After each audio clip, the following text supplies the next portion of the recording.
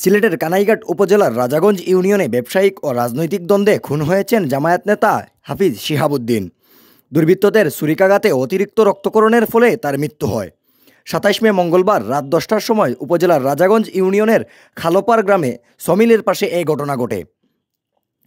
এই হত্যাকাণ্ডের ঘটনায় ২৮ মে বুধবার নিহতের স্ত্রী হ্যাপি বেগম বাদী হয়ে আওয়ামী লীগ ও যুবলীগ নেতা ৫ জনের নাম উল্লেখ করে আরও ৪-৫ জন অজ্ঞাতনামা আসামি করে একটি হত্যা মামলা দায়ের করেন। এদিকে কানাইঘাট থানা পুলিশ সূত্র জানায়, ব্যবসায়িক ও রাজনৈতিক দ্বন্দ্বে খুন হওয়া শিহাবুদ্দিনের স্ত্রী বাদী হয়ে ৫ জনের নামে থানায় হত্যা মামলা দায়ের করেছেন।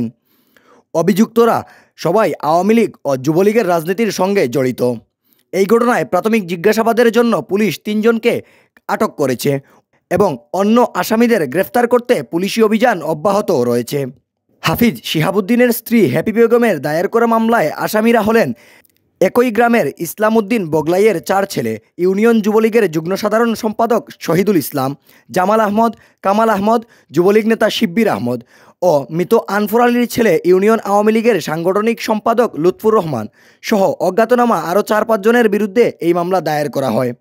নিহত শিহাবুদ্দিন ওই ইউনিয়নের খালোপার পশ্চিম মহল্লা গ্রামের মৃত মজুমিয়ার ছেলে। এছাড়াও তিনি জামায়াতে ইসলামের শ্রমিক সংগঠনের শ্রমিক কল্যাণ ফেডারেশনের নেতাও ছিলেন। কানাইঘাট থানার ভারপ্রাপ্ত কর্মকর্তা ওসি আব্দুল আউয়াল বলেন, ব্যবসায়িক ও রাজনৈতিক দ্বন্দ্বে শিহাবুদ্দিন খুন হয়েছেন। নিহতের স্ত্রী বাদী হয়ে ৫ জনের নাম উল্লেখ করে অজ্ঞাত আরও ৪-৫ জন সহ একটি হত্যা মামলা দায়ের করেছেন।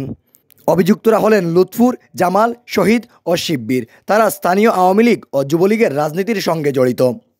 লাশ ময়নাতদন্ত শেষে পরিবারের কাছে হস্তান্তর করা হয়েছে। এই ঘটনায় প্রাথমিক জিজ্ঞাসাবাদের জন্য পুলিশ ৩ জনকে আটক করেছে এবং অন্য আসামিদের গ্রেফতারে অভিযান পরিচালনা করা হচ্ছে বলেও জানায় পুলিশ। এহি আহমেদ, সিলেট ভিউ ডেস্ক।